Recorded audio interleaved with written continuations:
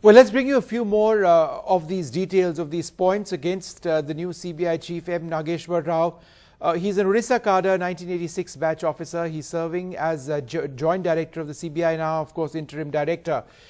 Now, according to sources, he's faced internal probes into assets, into his financial assets, into what he owns effectively. Sources reports allegedly indicting him had been sent to the cabinet committee, and there were reports titled Premature Repatriation of N. Rao IPS as well. Mr. Rao allegedly submitted false misleading information on property returns. He allegedly ordered uniforms for 3 crores with no proper tender in a former posting where he was serving in.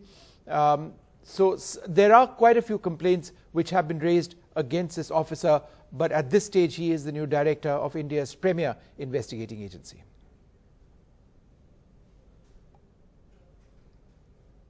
What is very, very surprising that there are also internal files, and we have in fact accessed one of the files. The file number is 202/01/2015, and the title of the file is Premature Repatriation of Sri Nageswar Rao IPS being sent to CCS. So his file was sent to the Cabinet Committee on Security just this year because it had a whole slew of complaints against him, of various concerns that people had raised against him. And I'll take you through that in just a bit. But what is surprising in this entire thing is that someone, after all this allegations and the kind of controversy and meltdown that we've seen in the CBI, it's interesting that the government would choose one of their people who had a sketchy, to put it mildly, a sketchy past, because if you see over there, if you see the kind of details that we put out over there, and one of the things that is on our screens right now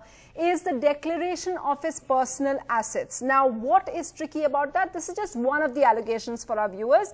What was determined after the internal investigation against Mr. Nageswar Rao is that he misled his own declaration. He declared his sister's husband as his wife's cousin brother, and he said that they own property together. That was declared and found to be a lie, and so that was exposed, and this was one of the things that he was found against.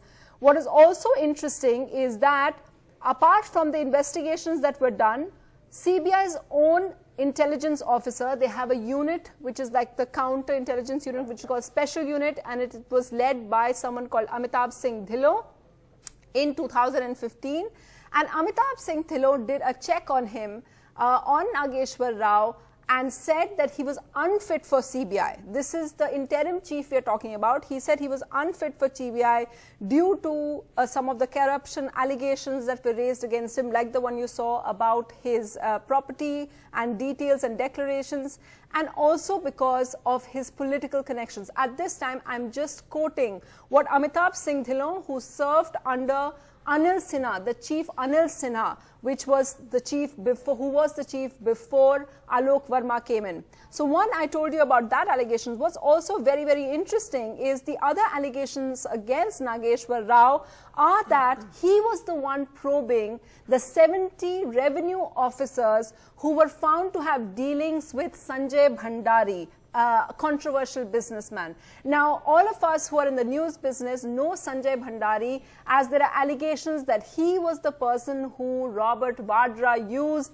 in order to buy properties abroad, and that he is being probed by various investigating agencies. But what is interesting is that he was, the allegation against Nageswar Rao is that he closed that investigation into Sanjay Bhandari's dealings.